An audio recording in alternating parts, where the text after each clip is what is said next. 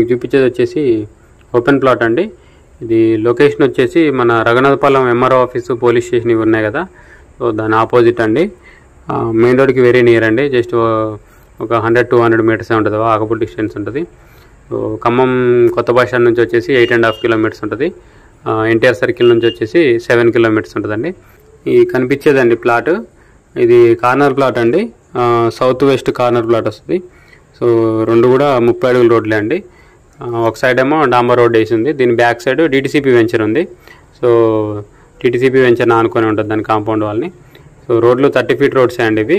ఈ ప్లాట్ కొలతలు వచ్చేసి 40 ఫేసింగ్ 70 అవుతుంది. టోటల్ 311 గజాలు, 311 స్క్వేర్ యార్డ్స్.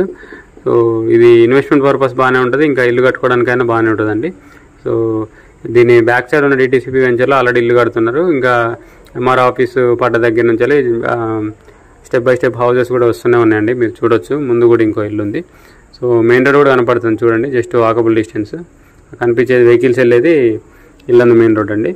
సో ఇంకోటి ఏంటంటే ఇప్పుడు డెవలప్మెంట్స్ అన్నీ రఘునాథపాలెంలోనే వస్తున్నాయి కదా. Food processing unit, seed development unit, 14 ఎకర్స్లో స్టేడియం, డిస్టిక్ కోర్టు, ఇంకా స్వామినారాయణ ఇంటర్నేషనల్ స్కూల్, ఇవన్నీ ఇక్కడే వస్తున్నాయండి. సో గవర్నమెంట్ ల్యాండ్ ఇక్కడ ఎక్కువ ఉంది కాబట్టి డెవలప్మెంట్స్ అన్నీ ఇక్కడే వస్తున్నాయండి.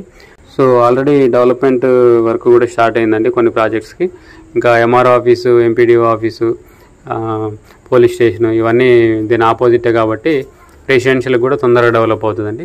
సో ఇది రేట్ వచ్చేసి 14,000 చెప్తున్నారండి, 14,000 గజం. దీని మ్యాప్ నేను వీడియో లాస్ట్లో మెన్షన్ చేశానండి, గమనించండి. సో ఇంట్రెస్ట్ ఉన్న వాళ్ళు కాంటాక్ట్ చేయండి, కింద నా కాంటాక్ట్ నెంబర్ ఉంటుంది. వీడియోని లైక్ చేయండి, ఛానల్ సబ్స్క్రైబ్ చేయండి.